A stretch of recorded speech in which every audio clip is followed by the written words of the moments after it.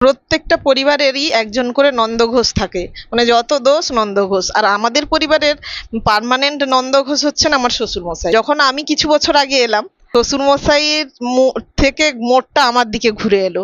মানে যে যাই বলবে আপনাকে সেটা না করলেও হাসি মুখ করে যখন বলছে আপনাকেও হাসি মুখ করে মেনে নিতে হবে।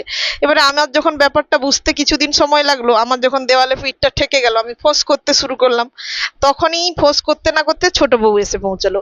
এবারে আমার থেকে মোড়টা সোজা ঘুরে গেল ছোট বউর দিকে।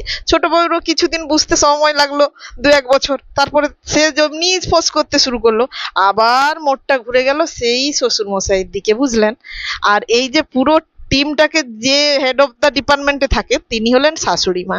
আমরা ফোঁস-ফাঁস করে দিলেও শ্বশুর মশাইয়ের আর যাওয়ার কোনো রাস্তা নেই, কারণ শ্বশুর মশাইয়ের অর্ধাঙ্গিনী।